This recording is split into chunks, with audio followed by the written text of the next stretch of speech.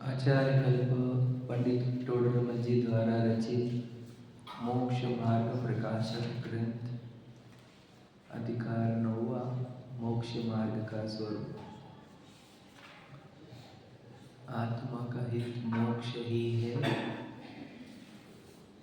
यानी जब ये जीव सभी जीव पूर्ण सुखी होना चाहते हैं, पूर्ण सुखी होने का नाम ही मोक्ष है।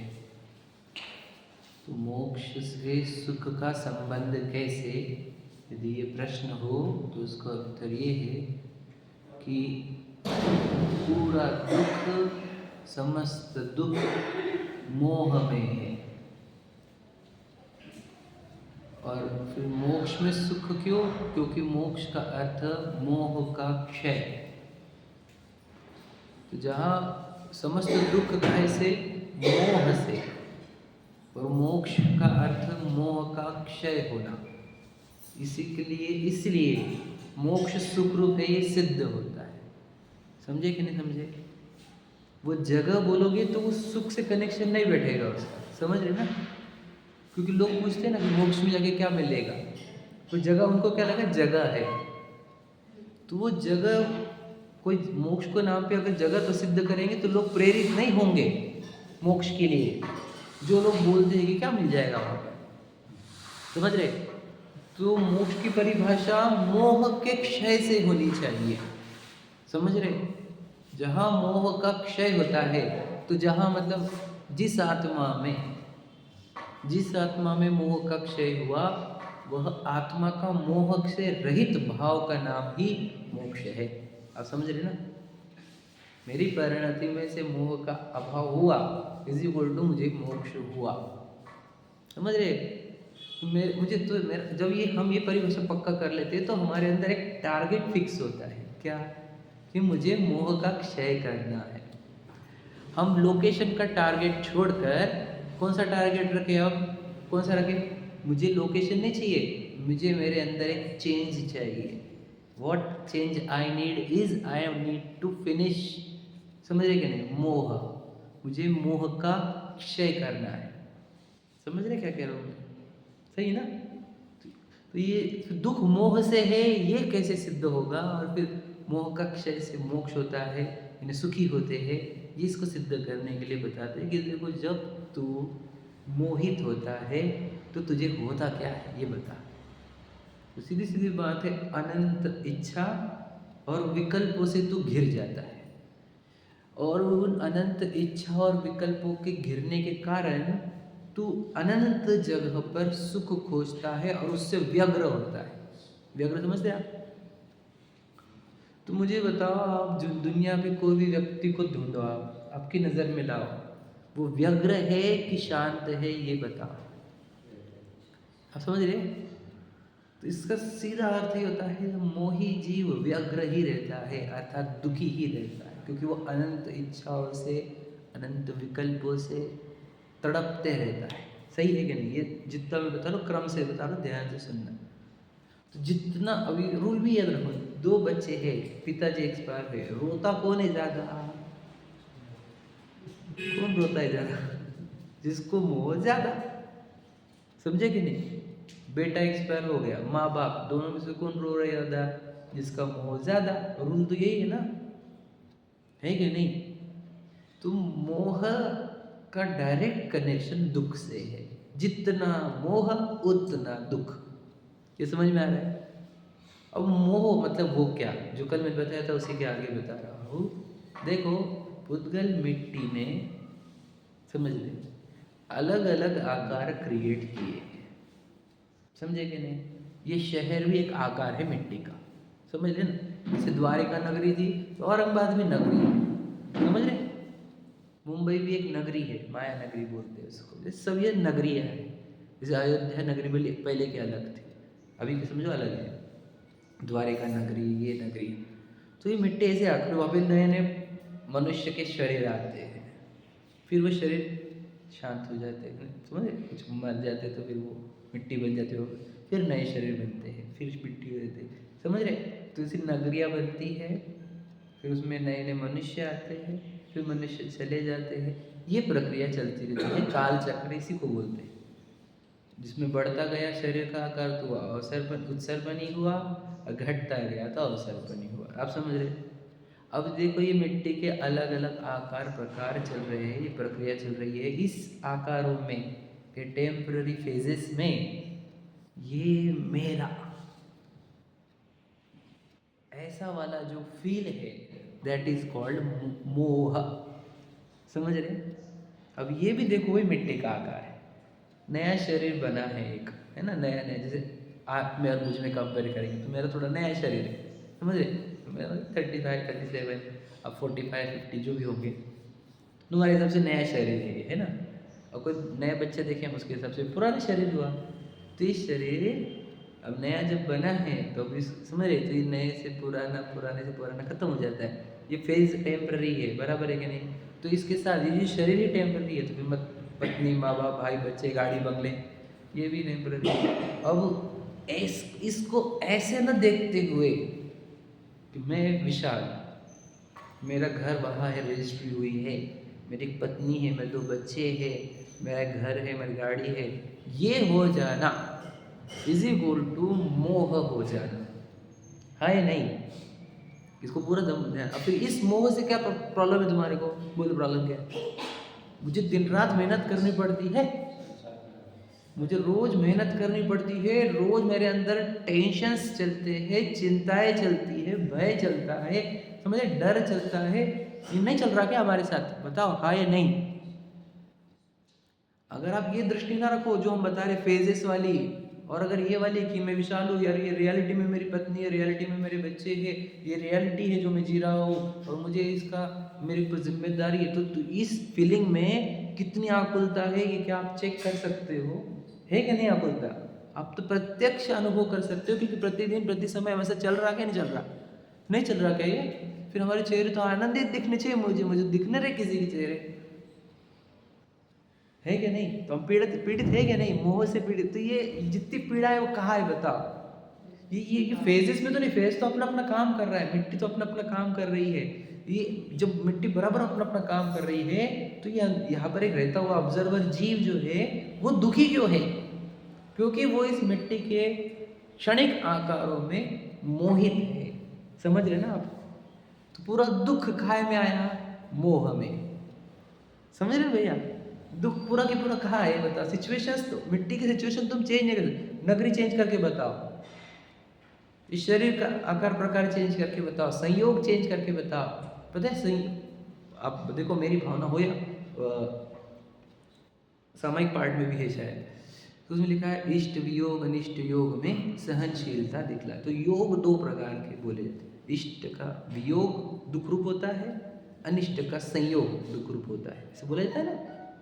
और प्रिय क्या रहता है? इष्ट का संयोग, अनिष्ट का वियोग, प्रिय ये रहता है। तो बताओ इष्ट के वियोग में और अनिष्ट के संयोग में दुख है क्या नहीं? ध्यान सुन लेना। जितने जीव रो रहे हैं आज की दुनिया में वो काहे के लिए रो रहे हैं? एक इष्ट के वियोग में और अनिष्ट के संयोग में, हाँ या नहीं? तो दुख कहाँ है बताओ? कौन सी मान्यता में? मोह में। ये मोह मतलब क्या? बताओ, उत्तर दो। हाँ, मुझे इष्ट अनिष्ट बुद्धि में दुख है। आप समझे क्या?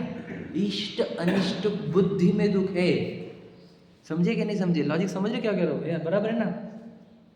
वियोग और संयोग में दुख नहीं है, इष्ट और अनिष्ट पने में दुख है, हाँ या नहीं? संयोग और वियोग तो आपके हाथ में है ही नहीं। तुमने किसी संयोग को इष्ट मान लिया और उसके जाने से तुम्हारा दुख हो रहा है। संयोग को इष्ट मानना बंद करो, दुख बंद हो गया तुम्हारा, खत्म। है क्या नहीं? अनिष्ट को संयोगों को अनिष्ट माना, फिर उसके जाने की कल्पना कर रहे हो, वो जा नहीं रहा, इससे दुख हो रहा है। तो दुख कहाँ है? इष्ट और इष्ट मान्यता, वो इष्ट अनिष्ट मान्यता कहाँ से उत्पन्न हुई? मोह से उत्पन्न हुई है, हाँ या नहीं? ये सब आधार समझो आप, गहरे गहरे सिद्धांत ही है। तो मोही जीव दुखी ही रहता है, इतना रूल याद रखना।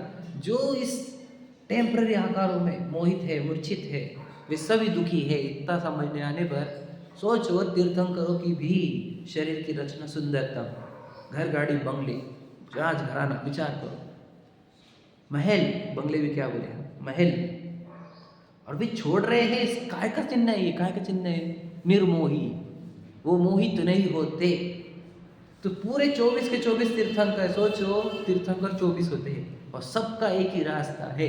बताओ कि इन फेजेस में मूर्छित नहीं होना, मोहित नहीं होना।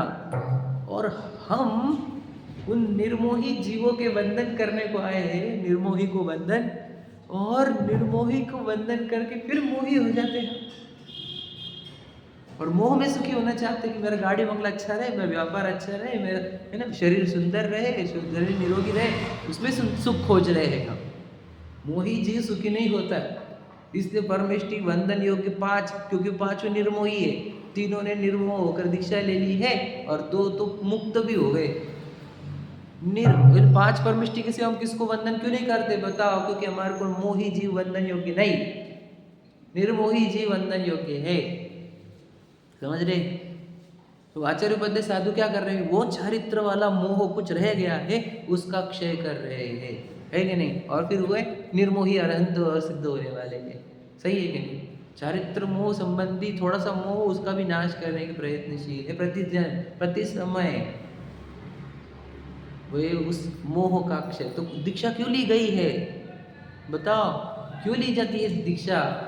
किसको छोड़ा जाता है? पत्नी बच्चों को छोड़ा जाता है क्या? किसको छोड़ा जाता है? मोह को। मोह को। राग भी मोह है, पता है आपको क्या? चारित्र मोह को राग कहते हैं और दर्शन मोह को मिथ्यात्व। तो मैं विशाल, ये मिथ्यात्व, ये मोह है, और मुझे पत्नी बच्चों से प्रेम है, वो मेरा चारित्र मोह है। समझ रहे कि नहीं समझ रहे? स्पष्टता करो। क्या मोह चल रहा कि नहीं चल रहा? चल रहा है तो दिख रहा कि नहीं दिख रहा? और दिख रहा तो अखर रहा कि नहीं अखर रहा? और अखर ही नहीं रहा तो कैसे अभाव होगा? फिर निर्मोही का बंधन भी कैसे होगा बताओ? मोह अखरता ही नहीं हमारे को, बताओ। मतलब सोचो कैंसर हो गया तो उसके परमाणु अखर रहे हमारे को, एक एक निकालो, एक एक जीव को निकालो, है ना? किससे किससे? वो रेडिएशन से निकालो, फिर वो केमिकल क्या रहता है वो कीमो से निकालो। और मोह को रहने दो, है ना? एक मोह का कण, एक मोह का कण अनंत संसार है, जिसको टोडरमल जी कहते हैं मिथ्यात्व बहरी का अंश। एक मोह आपको बता रहा हूँ, किसका मोह? एक जगह का, एक व्यक्ति का, एक संयोग का, एक पुण्य के फल का, एक आकर्षण अनंत भोग खड़े कर देता है। ये विचार करो आप। नकुल सहदेव को क्या हुआ था बताओ? क्या हुआ था? आप समझ रहे हो क्या हुआ था? बताइए। राग हुआ था। राग उत्पन्न हुआ था, मतलब क्या हुआ था बताओ? मोह उत्पन्न हुआ था। मोह काय का? साधर्मी के संबंधित मोह। भाई संबंधित तो नहीं, मैं बहुत बार निषेध कर चुका हूँ। साथ पर क्या हुआ? वो सिचुएशन जो खड़ी हुई थी उपसर्ग वाली, उस सिचुएशन को ज्ञान का ज्ञेय न बनाकर उस सिचुएशन को अनिष्ट रूप मोह हुआ, तो तुरंत 33 सागर रूप जेल हुई है। ये आप समझ पा रहे हो क्या कहना है मुझे? एक सिचुएशन का इतना सा मोह इतना संसार खड़ा कर सकता है। हम कितने मोहित हैं। हम तो मोह में से एक क्षण के लिए निकल नहीं पा रहे हैं, बताओ। और कोई निकालना चाह रहा है, कोई निमित्त मिले है तो भी हम निकल नहीं पा रहे। हम प्रयत्न नहीं कर रहे। हमें कोई क्या हो गया? हम मोह से यूज्ड टू हो गए हैं और मोह अखरता भी नहीं। मोह मुझे स्वभाव लगता है और मोह मुझे धर्म लगता है। क्या समझ रहे? हाँ या नहीं भैया? मोह स्वभाव लग रहा है हमारे को क्या? फिर पत्नी बच्चे तो चाहिए ना, गाड़ी पूरी तो चाहिए ना, अरे फैन तो चाहिए ना, अरे शर्ट तो चाहिए ना, पैंट तो चाहिए ना। तो समझ रहे? तुम मोह को स्वभाव मान लिया है। अरे घर गाड़ी बंगले लगते, तू मनुष्य एंगल से देख रहा है कि नहीं? काय को लगते, किसको लगते? तो वही दिक्कत है। कब तू सोचने का तरीका यहाँ से शुरुआत हो रही है। मुझे कोई शुरुआत हो रही सही आत्मा से। क्या चाहिए उसको? विचार करो। तो क्या कहना चाह रहा हूँ मैं? मोह स्वभाव लग रहा है, फिर मोह में जितनी होती है आकुलता, वो आकुलता लगने रही हमारे को। सोचा तो यहाँ पे बता कौन है जो मोह का क्षय करने के लिए प्रयत्नशील है? हमारे अंदर से। कौन है वो? तो धार्मिक कितने दिन से हम, सालों से। और मोह का क्षय करने का प्रयत्न कब स्टार्ट हुआ? अभी तो हुआ ही नहीं। तो फिर ये धार्मिकता नहीं है, ये सांप्रदायिकता है। आप फॉलो कर रहे हो एक रिलीजन, आप सत्य की ओर बढ़ नहीं रहे।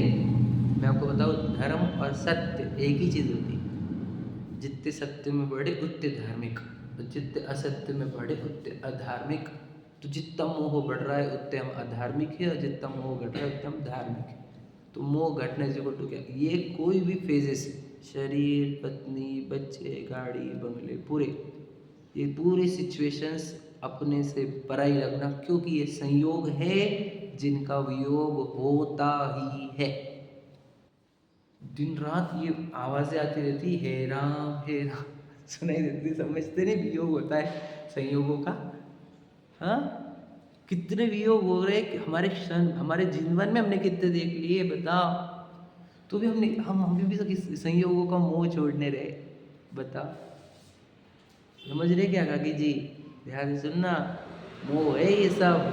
और मोह नींद में जी रहे हूँ मैं, इसलिए मुझे इसका नाश करना ही करना है। तो यहाँ समझ में आ रहा है। तो मोह के क्षय से ही बोलो क्या होगा? मोक्ष होगा। और फिर मोक्ष में सुख है कि नहीं? क्यों? मोह में ही दुख है पूरा।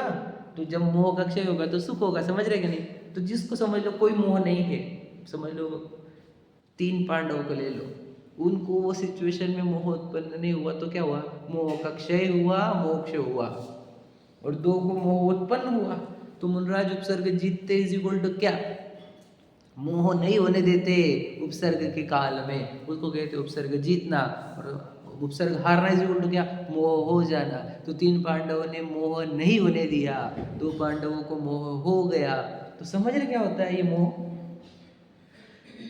कोई भी सिचुएशन में, कोई भी आकार प्रकार में बोलो, देखो मोह राग द्वेष मतलब क्या बता?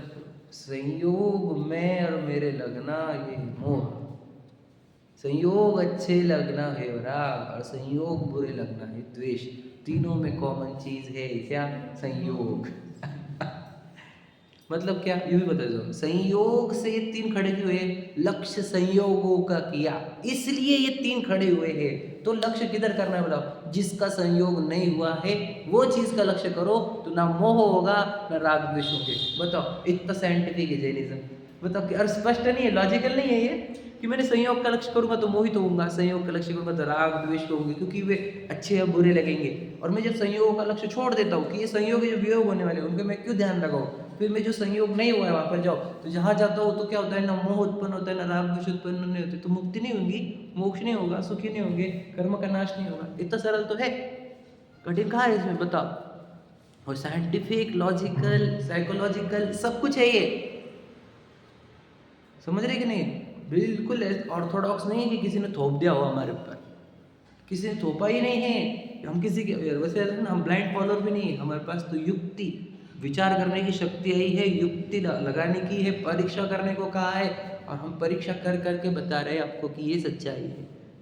हम मोहित है, हमारे को मोह का नाश करना है। समझ रहे कि नहीं?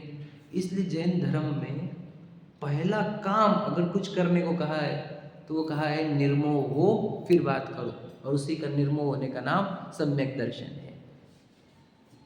समझ रहे? यानी मोक्ष रही ना चीजें। मोक्ष क्या है? मोह का अभाव। तो पहले कौन सा मोह का अभाव कर? दर्शन मोह का अभाव कर, उसका नाम किया सम्यक दर्शन। समझ रहे? पहले तो श्रद्धा से तेरा मोह हटा कि ये कुछ भी अपना नहीं है, और फिर भी मुझे हो जाते राग, वो कर लेंगे सॉल्व हम पर, वो कर लेंगे। मुझे वापस सिचुएशन देखने पर राग और द्वेष उत्पन्न हो जाते, वो भोग के प्रसंग आने पर राग द्वेष होते, ठीक है वो भी सॉल्व करेंगे अपन। पहले ये समझ ले, ये संयोग मेरे नहीं, ये सब संयोग वियोग होने वाले हैं। यदि तेरी इतनी श्रद्धा हो गई, शरीर को भी संयोग देखा और अपने को असंयोगी देखा, तो तुझे अगर दर्शन में होगा तो तुझे मोक्ष मार्ग में एंट्री है, तुझे तो एंट्री हो गई तेरी मोक्ष मार्ग में। और यदि तूने दीक्षा ली, 28 मूल गुणों का निर्विचार पालन किया, करोड़ों वर्ष तक तप किया, लेकिन तुझे शरीर संयोग में ही दिखा, शरीर संयोग रूप है और मैं असंयोगी महान तत्व एकदम ये दिखा नहीं, तो तुझे एंट्री नहीं है मोक्ष मार्ग में। समझ रहे कि नहीं समझ रहे? सम्यक दर्शन को क्यों कहा गया? पहला प्रथम सीढ़ी क्यों कही गई? देखो वो ही हमारे को वो मोक्ष पहले वो दिखा था, सीढ़ी लगी थी, वो कुछ है ही नहीं। क्या करना है? मुझे मोह का क्षय करना है। बात समझ रहे ना? मोक्ष मतलब तो मोह का क्षय है। तो पहला मोह का क्षय मतलब क्या? शरीर में नहीं हूँ, ये पहला पार्ट होता है। तो शरीर में नहीं हूँ यानी मैं पना इस शरीर से हटकर आत्मा में मैं पना आया, उसी का नाम दर्शन मोह का नाश, उसी का नाम सम्यक दर्शन, उसी का नाम बोलो कि हमारे श्रद्धा में से मोह हटा और रियलिटी आई। इसी को सम्यक दर्शन कहते हैं। अब इस सम्यक दर्शन को पहचानते कैसे है? तो कल बताया हमने चिन्ह, 7 तत्वों के श्रद्धान तेरी बता कैसी है। यदि सारी 7 तत्वों की श्रद्धान विपरीत अभिनिवेश रहित है तो हम समझ लेंगे तेरा अहमपना तेरे आत्मा में है, तू शरीर को संयोग मानता है और अपने आप को आत्मा मानता है। हम इससे चेक कर सकते हैं। लेकिन जिनवानी में 4 और चिन्ह दिए, टोटल 4 चिन्ह दिए हैं, 3 चिन्ह और दिए ना। फिर ये इसमें से सही कौन सा है? क्या कहा कि मुझे आत्मा का अहम है और शरीर मुझे पराया लगता है, ऐसे मोह का नाश हुआ है मेरा, यानी मुझे सम्यक दर्शन हुआ है। ये हम कैसे चेक करें?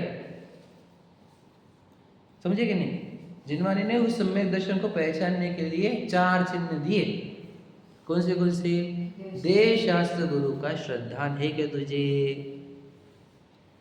दूसरा बोलो 7 तत्वों का श्रद्धान है क्या? तीसरा स्वपर का श्रद्धान है क्या? और चौथा स्व का श्रद्धान है क्या? समझ रहे? फिर अब चारों में से हम कौन सा लक्षण यूज करें, ये प्रश्न खड़ा होता है। समझे कि नहीं? 4 लक्षण दिए हैं, इन 4 लक्षणों में से हम कैसा समझे कि मैं सम्यक दर्शन कौन सा लक्षण यूज करें हम इसमें से? समझ रहे कि नहीं? तो उसका समन्वय अपन देखने वाले हैं। जो भी प्रश्न, पहले तो हम समझिए कि हम यहाँ पर प्रयत्न क्या कर रहे हैं। मतलब मैं इतनी भूमिका इसलिए लाता हूँ क्योंकि हम एक चैप्टर में तो एंट्री हो जाती है, लेकिन इस चैप्टर का डायरेक्ट मेरे सुख से कनेक्शन है, ये हम नहीं समझ पाते। इसलिए मुझे वो आत्मा का हित मोक्ष मोक्ष मोक्ष मोक्ष के बाद ये फिर अब सम्यक दर्शन के चैप्टर खोलूंगा तो अब लिंक कर पाओगे इसको अपने सुख से। नहीं तो क्या होता है, सुख का चैप्टर बाजू में रह जाता है, वो चैप्टर में एक्सपर्टीज आ जाती है हमारी। हमारे को हर एक चैप्टर हमारे सुख से कनेक्ट करके देखना है। समझ लेना मेरी बात को। मेरे सुख से कनेक्ट नहीं तो फिर क्या होता है, बोझा हो जाता है वो। और सुख से कनेक्ट हो गया तो साधन। क्या कहा? समझे कि नहीं समझे? मेरे सुख से कनेक्ट होता हुआ चैप्टर है तो मेरे लिए साधन बनता है वो, और मेरे सुख से कनेक्ट होते हुए नहीं मेरे तो बोझा बन जाता है शब्दों का, कंसेप्ट का। और फिर भूलते भी हम उस चीज़ को, क्योंकि हम उसको थोड़ी देर पहले सीख लेते, थोड़े दिन तक सिखा भी सकते किसी को, बाद में भूल जाते। लेकिन उसको साधन बनाओगे तो कभी भूलोगे नहीं। समझ रहे? साधन बनाओ, ये चीज़ सुन रहे हैं हम तो। कैसे साधन कैसे बना रहे हम? मुझे करना क्या है बताओ? जो संयोग हुए हैं उसमें मोहित होना नहीं है। तो संयोग कौन से? पत्नी बच्चों का संयोग वियोग होने वाला है कि नहीं? संयोग हुआ है, वियोग होने वाला है कि नहीं? गाड़ी बंगलों का, ये धन का, ये युवापने का वियोग होने वाला है कि नहीं होने वाला है? फिर शरीर का। तो ये सब क्या हो गए? संयोग है। तो इसमें मोहित होना क्या? तो मैं विशाल हूँ मतलब क्या? मैं मोहित हूँ। आप समझे कि नहीं समझे? हाँ या नहीं भैया? मैं पुरुष हूँ मतलब क्या? मोहित हूँ। मतलब स्त्री हो के नहीं? सच बताओ, रियलिटी में तो हो नहीं, और वही तो मान रहे हम। तो हम आपको आपकी भ्रम तोड़ रहे हैं, आपके अंदर से इल्यूजन खत्म कर रहे हैं, जागृति ला रहे हैं, है ना? जागते क्यों नहीं? हमारी बातों को इतना लाइटली लेते हो, बाकी लोगों की बातों को इतना सीरियस लेते। बताओ कि भैया घर गाड़ी हो ना, तुमकी बातों को सीरियस ले रहे हो तुम। हम बोल रहे कि नहीं तू शरीर ही नहीं, तो बातों एकदम एकदम कैजुअल ले रहे। इससे सिद्ध होता है कि तेरा होगा क्या आगे चल के। तो किसकी बातों को सीरियस ले लेता, किसकी बातों को कैजुअली लेता? भैया अभी 3 लोग के ना थे। मैं आपको क्या बताऊँ? मुझे को कल सुन रहा था ना क्वांटम फिजिक्स का। मैं आपको क्या बताऊँ, सच बता, क्वांटम फिजिक्स मतलब वो आपको बताए परमाणु के ऊपर रिसर्च चालू है, डीप डीप एकदम खोजते आए ना वो पहले ये चीज़ें क्या है। तो सूक्ष्म सूक्ष्म होते हुए एटम्स तक आए थे। एटम्स के अंदर वो प्रोटॉन, न्यूट्रॉन, इलेक्ट्रॉन्स उस तक पहुँच गए, और फिर उसके भी सूक्ष्म जा रहे हैं वो। और वो जो बातें सिद्ध कर रहे हैं वो बातें हैं जो भगवान जी ने केवल ज्ञान में कही थी। और वो मैं साइंस और ये वाली बातें पूरी मैच हो रही है आज के डेट में, पूरी ही पूरी। और मुझे बताओ, जब आज इतने वो हाई इंस्ट्रूमेंट से वो देख रहे हो परमाणु को, तो वो इंस्ट्रूमेंट अभी डेवलप होते जा रहे हैं और डेवलप हल्लू। तो वो जिस कंक्लूजन पर पहुंच रहे हैं, वो कंक्लूजन वो टाइम पे बोले गए जब कोई इंस्ट्रूमेंट नहीं थे, साइंस का सब ही नहीं था। तो केवल ज्ञान सिद्ध होता है हमारे को। समझ रहे? इस सिद्ध होने से क्या होता है कि बता, ये जो दिख रहा है आपको, ये सब प्रोटॉन न्यूट्रॉन इलेक्ट्रॉन्स है। जिसको जिनवानी पहले से पुद्गल बोल दिया है।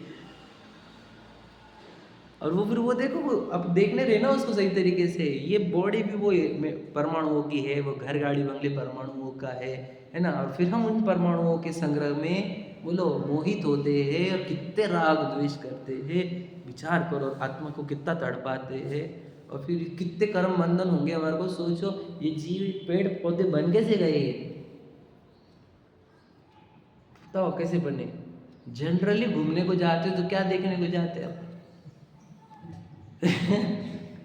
आप समझ रहे नहीं क्या देखते?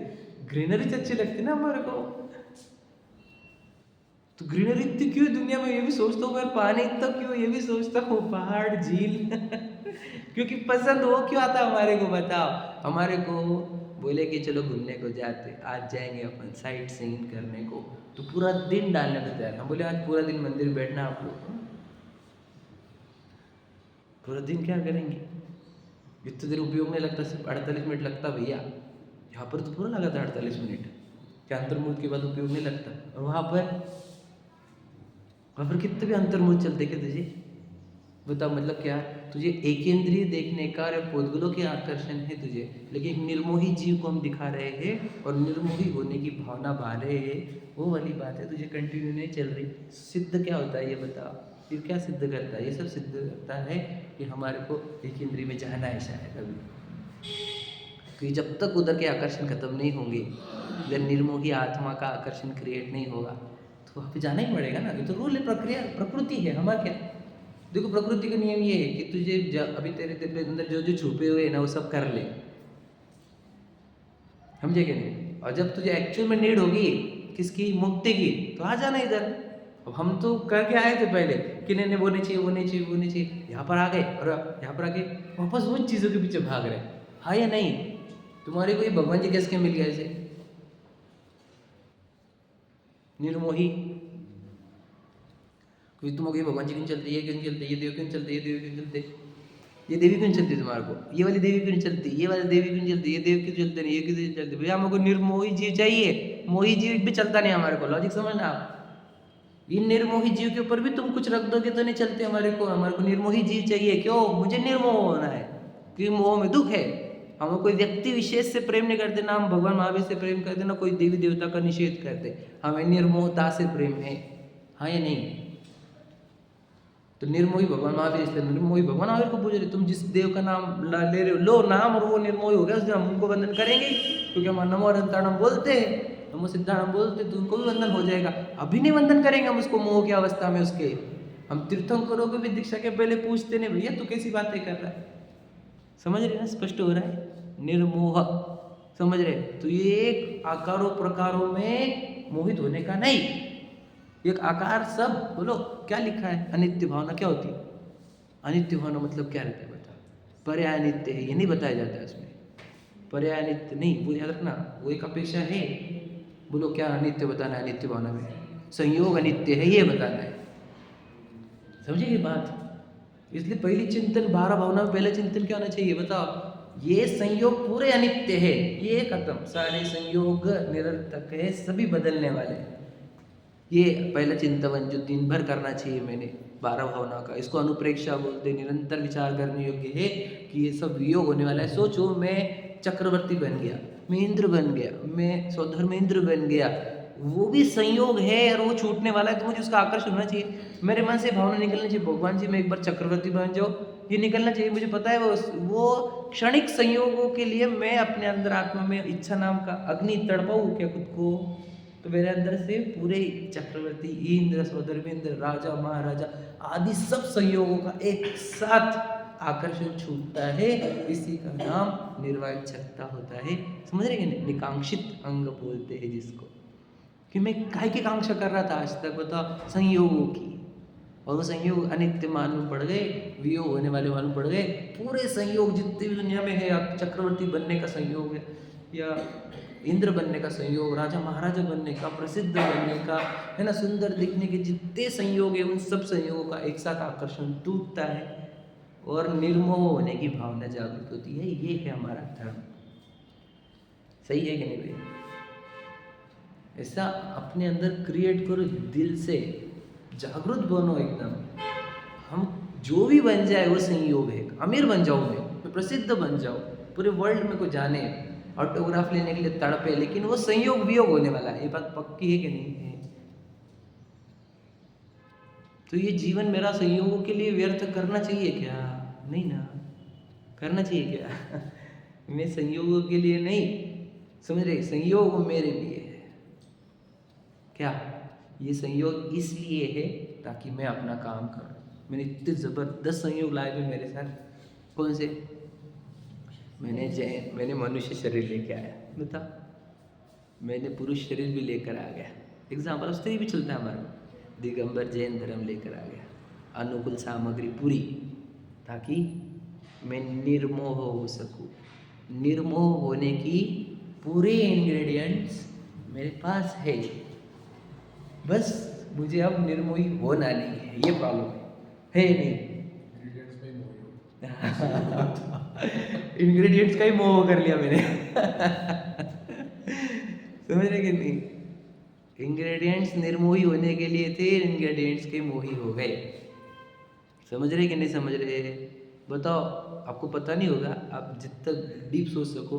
मुझे तो हम सब का सब दिख रहा है कि ये सब वो जीव है जिन्होंने निर्मोह होने के पूरे इंग्रेडिएंट लाए थे। देखो, आपको ये जिनवानी की प्योर बातें सुन रहे हो, आप यहाँ नहीं सुनते हो तो यूट्यूब पे सुनते हो, और निर्मोह होने की पूरी सामग्री आपके पास उपलब्ध दिखती है मुझे।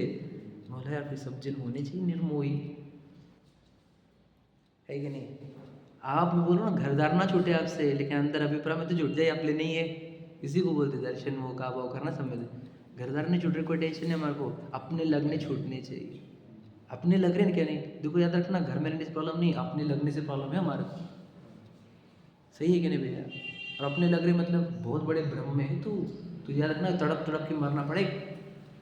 तो अगर ये भ्रम में तोड़ेगा ना, याद रखना, इतना तड़प तड़पते नहीं मरते लोग। सच बताओ, मैं सच बोल रहा हूँ आपको, इतने जीव तड़पते हुए मरते हुए हमने भी देखे हैं, क्योंकि उनको ये संयोग छोड़ने नहीं है। और समाधि मरण कौन कर सकता है? जिसने दिन जीवन भर इन संयोगों को वियोग होने वाला विचार किया है, जो मेंटली प्रिपेयर्ड है, ऐसे जीव सहज रूप से संयोगों को छोड़ते एकदम सहज। उसी को कहते समाधि। उसको सल्लेखन कहते। सच्चाई को देखा, जिस सच्चाई को हमने अपने अंदर रोज घुटाया है। तो ये ऐसा जीवन, निर्मोह वाला जीवन जीना इज इक्वल टू सम्यक दर्शन होता है। समझ में आ गया? तो कौन निर्मोही? आप तो देखेंगे मुझे तो आपको लगेगा कि मैं निर्मोही हूँ। एग्जाम्पल, मुझे कोई और व्यक्ति लगता है निर्मोही, समझ रहे? ऐसे सबको अलग अलग लग सकते हैं। आपको ये भी लग सकता है कि मैं निर्मोही हूँ, आपको खुद का मतलब खुद का वाला कि मैं निर्मोही हो गया। तो इस निर्मोहता को चेक करने के चिन्ह जिनवाने ने दिए हैं। तो कैसे चिन्ह है? जिसे जिनेंद्र भगवान अच्छे लगे और दुनिया का कोई व्यक्ति अच्छा नहीं लगे, समझ लेना उसको देह का मोह नहीं बचा। पहला चिन्ह।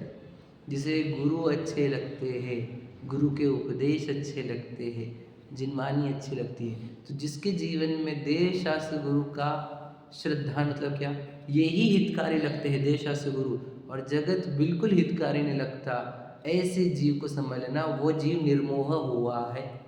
समझेगा क्या भैया? जिसे देव शास्त्र गुरु भी अच्छे लगते हैं वो निर्मोही नहीं है। क्या कहा? समझेगा नहीं? बी वाले नहीं चलते हैं, वो मोही है अभी भी। जिसे देव शास्त्र गुरु ही अच्छे लगे। क्यों? क्योंकि वो बाकी जो है वे सब झूठ बोलते हैं। आप सब संयोगों की बात करते हैं, संयोगों में मोहित करते हैं, है क्या नहीं? कोई तो भी मुझे निर्मोही कर रहा है क्या? वहाँ पर सब मेरा मोह बढ़ाने वाले हैं। तो जिसे देव शास्त्र गुरु ही अच्छे लगे, पहला चिन्ह। दूसरा चिन्ह कि जिसे निरंतर मोह का क्षय करने की भावना हो, जो मोह क्षय करने के लिए भेद ज्ञान और तत्व ज्ञान करता हो, समझ रहे? और जो निर्मोही होने के लिए मोह के प्रसंगों से संयोगों से दूर होता हो ऐसा जीव निर्मोही है, अर्थात जिसे सात तत्वों का श्रद्धा। समझ रहे कि नहीं समझे? लॉजिक समझा क्या? निर्मोही होने की भावना मतलब मोक्ष की भावना।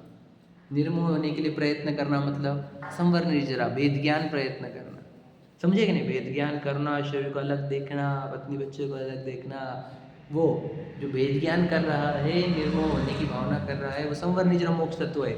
और देह के जहाँ पे मोह बढ़ता है, ऐसे व्यापार, खानपान, घूमना, पार्टियाँ, वो छोड़ रहा है, अवॉइड कर रहा है, ऐसा जीव हो कोई तो समझ लेना उसको भी मोह का अभाव हुआ है, दर्शन मोह का। तो ये भी चिन्ह है सात तत्वों वाला। जिसे शरीर पर दिखता हो, पड़ोसी दिखता हो, वो भी जीव निर्मोही है, जिसको शरीर पड़ोसी लगे। संयोग है कर्मों ने बनाया हुआ, समझे कि नहीं? जिसे शरीर पड़ोसी लगे और जिसे मैं परिपूर्ण शुद्ध चैतन्य तत्व हूँ, ये जिसे समझ में आ जाए वो सम्यक दृष्टि है। ऐसे जिन्वाने ने चार चिन्ह दिए, इसमें से अपने आप पे लगाओ। समझे कि नहीं? तो ये चार अलग अलग चिन्ह है, एक ही चिन्ह है, एक ही चिन्ह है वो, लेकिन चार अलग अलग तरीके से बताए गए हैं। समझ रहे हैं? बता क्या रहे? इन शॉर्ट क्या बता रहे हैं कि ये देह में अहमपन स्थापन किया हुआ है, वो मिथ्या दृष्टि है। सम्यक जिसका आत्मा में अहमपन स्थापन हो गया वो सम्यक दृष्टि। समझे कि नहीं? जिसका आत्मा में अहमपन है वो सम्यक दृष्टि, और जिसका देह में अहमपन है वो मिथ्या दृष्टि। इतना ही तो है। तो सम्यक दृष्टि को पहचाने कैसे? तो ये चार चिन्ह है कि किसका आत्मा में अहमपना हुआ है और कौन देह में मोहित है, मूर्छित है, वो पहचानने के लिए चार चिन्ह दिए। थोड़ा पढ़ते हैं आप। 323 पर आ जाओ। बाकी के ऊपर की चर्चा हो गई वाली है। क्या? सात तत्वों का श्रद्धान कैसा लक्षण है सम्यक दर्शन का? अव्याप्ति, अतिव्याप्ति और असंभव दोष से रहित है। ये हो गया अपना, है ना? इसलिए कुछ ज़्यादा मैं उसमें ले नहीं रहा हूँ। आगे फिर प्रश्न उत्पन्न होता है कि यहाँ सातों तत्वों के श्रद्धान का नियम कहते हो सो नहीं बनता। प्रश्न क्या बोल रहे हैं कि आप जो सात तत्वों का श्रद्धान का नियम लगा रहे हो ना सम्यक दर्शन के लिए, वो नहीं बनता, क्योंकि कहीं पर से भिन्न अपनी श्रद्धा ही को सम्यक तो कहते हैं। यानी समय सार में एकत्वे नियतस्य, ये जो कलश है ना, उसमें ऐसा कहा है कि एक आत्मा को परद्रव्य से भिन्न अवलोकन वही नियम से सम्यक दर्शन है। इसलिए नव तत्व की संतति को छोड़कर हमारे यह एक आत्मा ही हो। ठीक है, पढ़ लेता हूँ फिर मैं समझाता हूँ। तथा कहीं एक आत्मा के निश्चय ही को सम्यक तो कहते हैं। पुरुषा सिद्ध उपाय में दर्शन मात्म विनिश्चति ऐसा पद है, सो उसका यही अर्थ है। इसलिए जीव अजीव ही का, वो केवल जीव ही का श्रद्धान होने पर सम्यक होता है। सातों के श्रद्धान का नियम होता तो ऐसा किस लिए लिखते?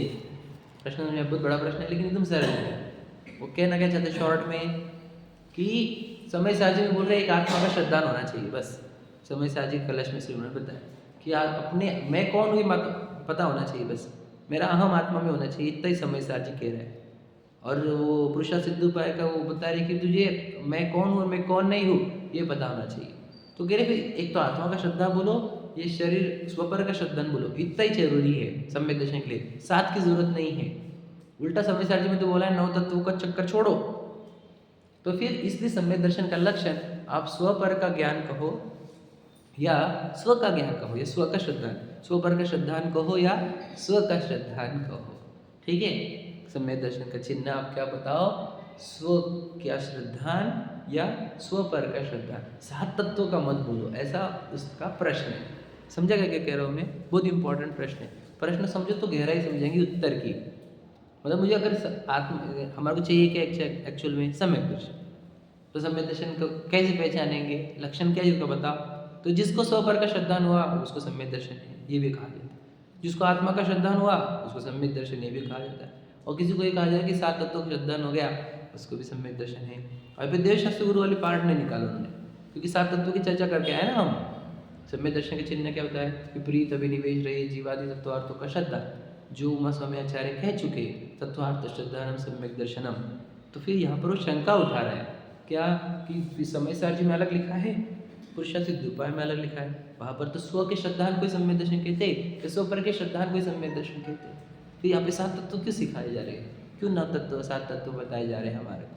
प्रश्न समझ में आए? प्रश्न गहराई में उतरोगे तो उत्तर की गहराई में उतरेंगे। समझा क्या? तो मुझे कितनी चीज़ों को जानना है बताओ। मतलब मुझे श्रद्धा किसका करना है एग्जैक्टली? 7 तत्वों का, 9 पदार्थ का, स्वपर का या स्व का?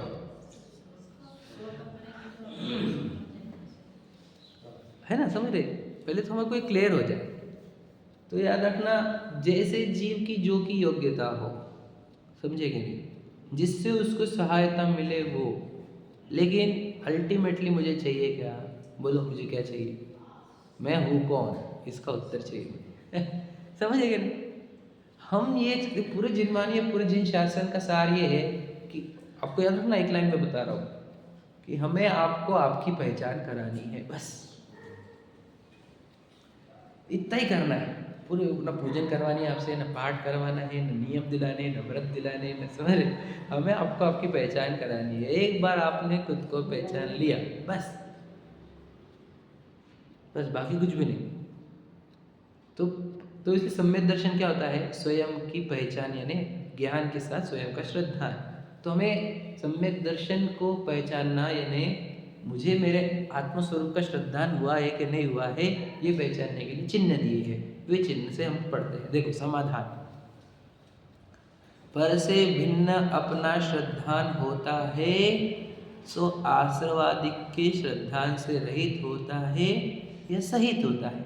प्रश्न उठाया कि मुझे बताओ, तुझे स्व का श्रद्धान हुआ है ऐसा तू बोलता है, यानी उससे प्रश्न क्या उठाया है कि एक आत्मा का श्रद्धान बस हो गया ना, क्या कुछ 7 तत्व, यही बोला ना उसको, मैं एक आत्मा का श्रद्धान करूँगा, 7 तत्वों का श्रद्धान क्या आवश्यक है मुझे, ठीक है। तो उसको प्रश्न उठाया कि तुझे बता कि तुझे स्व का श्रद्धान हुआ है तो वो आश्रवों से भिन्न वाला, यानी क्या लिखा है देखो, आश्रव के श्रद्धान से रहित वाला श्रद्धान है कि सहित वाला श्रद्धान है। मतलब समझा कि नहीं समझा? मतलब समझ, ध्यान। तुझे आश्रव, जब तुझे स्व का श्रद्धान हुआ तब तुझे आश्रव का श्रद्धान हुए वाला है कि नहीं हुए वाला, ये बता। हुए वाला है ना? क्यों मालूम है क्या? देखो बता दो, इसका उत्तर बहुत इंपॉर्टेंट है। ये जीव अनादि से 2 जगह पे अहमपना स्थापन करते आया है। बोलो, शरीर पे और राग पे, बिल्कुल सही बात। इसको बोलो नो कर्म और भाव कर्म कहते हैं, समझे। शरीर जो उत्पन्न हुआ है नो कर्म, पुराने कर्मों का फल, और भाव कर्म मतलब जो उत्पन्न होने राग द्वेष। इस जीव की अनादि से अहमपना 2 जगह पर स्थापन हुआ है, समझे कि नहीं। एक देखो, मैं खुद को क्या मानता हूँ, एक तो मैं विशाल मानता हूँ, नहीं तो विशाल के अंदर जो भाव चल रहे हैं वो मानता हूँ। एक तो अशुभ अशुभ, सही है कि नहीं। तो मैं ये दो ही जगह पर मैं पना स्थापन करता हूँ, अहम पना। एक शरीर की बोलने चलने की एक्टिविटी, खाने पीने की एक्टिविटीज़ पर, या फिर खाने पीने की एक्टिविटी के पहले होने वाला खाने पीने के भाव वाले एक्टिविटी पर, समझ रहे। एक भाविक एक्टिविटी और एक बॉडी एक्टिविटी, समझे क्या नहीं। तो जब तुझे आत्मा में अहमपना आया है, तुझे कहता है, तो तुझे इस आश्रव से अहमपना छूटा है तभी तुझे आत्मा में अहमपना आता है, नहीं तो आता ही नहीं है। क्यों? क्योंकि तू यदि शरीर से अहमपना छोड़ता है तो तू भावों के स्तर पर अहमपना करता है, और फिर भावों के स्तर पर जो भाव चलते हैं शुभ अशुभ भाव, उसमें मैं मानता है। और जब तुझे पता चलता है कि आश्रव है तो तू उसके पीछे ज्ञायक को खोजने को जाता है। यदि तुझे वो आश्रव दिखे ही नहीं तो उस आश्रव को ही तू मैं मान लेता है। क्या कहा? कठिन है, थोड़ा सूक्ष्म है, इम्पोर्टेंट है, सही है कि नहीं। देखो वह बहुत इंपॉर्टेंट स्टेज है बताने की मुझे। तो याद रखना, हमारे को 2 जगह से हटकर सही जगह आने का याद रखना। मतलब समझ लेना 3 रास्ते हैं, और 3 रास्ते में से हमारे को सही रास्ता चुनना है। यानी मैं पना स्थापन करने के लिए मैं किधर मैं पना डालूँ। तो एक जगह है बॉडी, तो बॉडी का देखो उठना बैठना, खाना पीना, चलना बोलना, है ना, ये सब एक्टिविटी, ये पहले हम अनादि से इसको मैं मानते आए हैं। हम आपको बोल रहे क्या है कि ये बॉडी एक एक्टिविटी अंदर भाव हुए बिना होती नहीं, निमित्त निमित्त संबंध है। तो भाव का भी एक लेयर होता है कि नहीं, कि जब खाने की एक्टिविटी कहाँ से हुई, खाने के भाव स्टार्ट हुए थे पहले, हाँ या नहीं। तो फिर बॉडी के, हमने बॉडी को जाना कि जब पौधगली के मिट्टी की है ना, संयोग वाली है, तो हम बॉडी से हट गए, फिर हम भावों के लेयर पर आते हैं भैया। फिर हमने बॉडी तो होने, लेकिन भाव जो चल रहे वो मैं हूँ।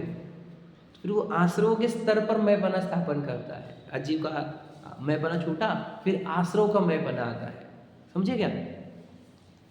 तो उसको इस आश्रव से भी मैं बना हटाना होगा, तभी तो उसको मैं रियल में जो है वो पता चलेगा। देखो आश्रव को हटाने के बहुत सारी तरीके हैं, अब मैं बोलूँ तो बहुत टाइम चला जाएगा, मेरे पास इतना टाइम नहीं है। आचार्य कुंद ने बहुत अच्छे टाइप दिए हैं, समझ रहे, मैं बताता हूँ आपको क्या। सपरम बाधा से नहीं रुक जाओ कि ये बता रहा हूँ, देखो ध्यान सुनना क्या क्या लिखा है। कि ये कैसे है, अध्रुव है, मलिन है, और दुखरूप है, और तीन चार चिन्ह दिए हुए बता रहा हूँ। तो देखो ये आश्रव जो है, जो शुभाशुभ भाव जिसको तुम मैं बोल रहे हो, वे ध्रुव है क्या? वो आते हैं जाते हैं, ये तो समझ रहे होंगे आप, है क्या नहीं? खाने का भाव आया और गया ना, टच करने का भाव आया और गया, समझ रहे क्या नहीं? तो ये सिद्ध होता है कि ये क्षणिक है, समझ रहे? फिर वो आया था तो सुख हुआ था कि दुख हुआ था? दुख हुआ था, क्योंकि जब तक वो कर रहे थे तो दुख हो रहा था, तो दुख वाले भी है। शरणहीन, क्यों शरण ली जा सकती है उसकी, जो ध्रुव है उसकी शरण नहीं। ये सर्व जीव निबद्ध अध्रुव शरणहीन अनित्य है, ये दुख फल जानकर इनसे निवर्तन जीव करे। तो ये जो शुभ शुभ भाव है ये तो अनित्य है, दुख रूप है, शरणहीन है, इसलिए ये मैं नहीं हूँ। समझे क्या? समझे? ये शुभ शुभ भाव ये मैं हूँ क्या? क्योंकि देखो ये स्विच होते हैं, मैं तो नहीं स्विच होता। मैं सुनना, देखो खाने का भाव चल रहा है, मान के चलो सुबह सुबह नाश्ते का भाव हुआ, मंदिर का भाव हुआ, दो भाव स्विच हुए कि नहीं हुए? हुए ना दो स्विच। तो मैं स्विच होने वाला हूँ क्या? मैं सिर्फ निरंतर स्विच ही होते रहता क्या? समझ रहे क्या नहीं? तो ये भाव भी मैंने, क्योंकि ये अनित्य है, शरण नहीं ली जा सकती इनकी, और ये दुखरूप है क्या नहीं? तो ये जब शरणहीन है, अनित्य है, दुखरूप है, तो ये मैं नहीं, फिर मैं हूँ कौन? फिर इन सबको जानने वाला, इनको अटेंड करने वाला, ये गेस्ट है, मैं होस्ट हूँ, बताता हूँ ना मैं हमेशा। ये शुभ शुभ भाव गेस्ट है, ये आते जाते हैं, गेस्ट जो आते जाते हैं ना वो गेस्ट बोलते हैं अपन, और मैं हूँ होस्ट। होस्ट मतलब क्या? इन शुभ शुभ भाव को देख कौन रहा?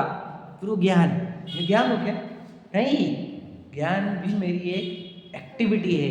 आई एम बोलो ज्ञान का होल्डर, समझ रहे? The one who holds the all ज्ञान, तो मैं ज्ञायक हूँ। तो वहाँ जब ज्ञायक पर पहुँचते हैं आप, तो उसको, उस ज्ञायक की अहम बुद्धि होती है, उसको कहते हैं सम्यक दर्शन। समझे क्या? तो तुझे ज्ञायक पे अहम पना कब आया? जब तूने आश्रवों को परपना करा था, शरीर और आश्रव को दोनों को। तो आश्रव तत्व का श्रद्धान हुए बिना आत्म तत्व का श्रद्धान होता ही नहीं है, ये बात सिद्ध हो रही है, वो ही टोडरमल जी कह रहे हैं। समझा क्या? समझ रहे ना आप? वो कहते तुझे जीव का श्रद्धान हुआ कि मैं आत्मा हूँ, मैं अहम है ना, मैं ज्ञायक हूँ, ये अहम पना तुझे आया, तो आश्रव के श्रद्धान के बिना क्या आया कि श्राद्धों के श्रद्धान के साथ आया? यही प्रश्न पूछा। देखो यदि रहित होता है तो मोक्ष का श्रद्धान बिना किस प्रयोजन के अर्थ ऐसा उपाय करता है? मतलब क्या? यदि तुझे आश्रव का श्रद्धान नहीं हुआ, मोक्ष श्रद्धान नहीं हुआ, तो फिर तू ये आत्मानुभव प्रयत्न किया क्यों तूने? समझे क्या नहीं? तुझे मोह क्षय नहीं करना है, तो तू शरीर को पर क्यों जानने का प्रयत्न किया? तूने आश्रम को पर जानने का प्रयत्न क्यों किया? ये बता। तूने ये प्रयत्न किया है, इससे सिद्ध होता है क्या? तुझे मोक्ष का भी श्रद्धान है, आश्रम बंधन का भी श्रद्धान है। समझ रहे क्या नहीं? इससे सात तत्वों का श्रद्धान है, ये सिद्ध होता है। क्या समझे? थोड़ा डीप है, देखो जो समझने की कोशिश कर रहा है उसको समझेगा, नहीं तो नहीं समझेगा। क्या कहा मैंने? चैप्टर डीप है लेकिन बहुत इंपॉर्टेंट। समझा क्या? क्या बोल रहे हैं? तुझे आज देखो सीधी सीधी बात, मैं आपको सरल भाषा में कर देता हूँ, खत्म हो गया टाइम। मैं अब इसको, अब वो चैप्टर को मैं मेरी सरल भाषा में प्रयोग करके बताता हूँ। देखो ध्यान से सुनना कि जैसे स्टार्ट से किया आपने, जिसको संसार है क्या? मोह है, क्योंकि ये फेज मिट्टी के अलग अलग है ना, लहर है, लहर उछलती गिरती हुई। आप समझ रहे? मिट्टी, नगरी बनी डूबी, शरीर बना डूबा, प्रॉपर्टी आई गई। समझ रहे? इस जमीन के मालक चक्रवर्ती आके गए, राजा आके गए, सेठ जी आए, प्लॉट मेरे है ना, खेत मेरा, 5 एकड़ 50 एकड़ सब हमारे, ये लेयर से मिट्टी के आकार। समझ रहे? अब इसमें मोहित होने वाला जीव दुखी होता है, बराबर है? ये बात हमने स्टार्ट से समझा दी। अब मुझे बता, ध्यान से लेना। तो ये जो मोह है, यानी ये शरीर भी क्या है? वही लेयर है, फेज है, शरीर फेज है ना? और मैं दुखी होता हूँ तो इस फेज को रियलिटी मानकर दुखी होता हूँ। तो तूने इस शरीर को फेज माना, मिट्टी का आकार माना, ये क्यों माना? क्योंकि तुझे दुख हुआ था, तुझे दुख दूर करना था। समझ रहे क्या नहीं? तू जब दुख दूर करने के जब रास्ते खोज रहा था, तो इस रास्ते में दुख दूर करने का जो तू प्रयत्न कर रहा है वो संभर नहीं जा रहा है। दुख संसार आश्रय बंधु को दुख रूप मान रहा है, और दुख से रहित होना चाहते हैं मतलब मोक्ष को मानता है। आप समझे क्या नहीं? और इस संयोगों को परद्रव्य जानता है, यानी जीव जी 7 तत्व हुए। यानी कोई भी जीव जिसने आत्मा को जाना है वो 7 तत्वों को जाने बिना जानता ही नहीं। समझे कि नहीं समझे? समझ रहे ना? तो 7 तत्व तो गर्भित है ही हर जगह। समझे कि नहीं समझे? 7 फिर जब तुझे तो हमें, इसलिए मैं क्या बोलता हूँ आपको, सोचो समय साहजी हो या तत्वार सूत्र हो, दोनों में 7 तत्व ही सिखाए गए है कि नहीं? तत्वार्थ सूत्र 7 तत्व ही बताने क्यों चाह रहे हो? वो इन 7 तत्वों से हमारा डायरेक्ट कनेक्शन है मुक्ति का। तो हम काहे में भी एक्सपर्ट हो, कितने भी सिखाने में, किसको भी सिखाए, हमें 7 तत्व बहुत सच्चे आने चाहिए, पक्के आने चाहिए, नहीं तो फिर हम रह जाएंगे। मुझे कितना सिलेबस दिया है 7 चीज़ों का, समझे कि नहीं? सिलेबस कितना, मेरे को 7 चीज़ें अच्छे से समझनी है बस।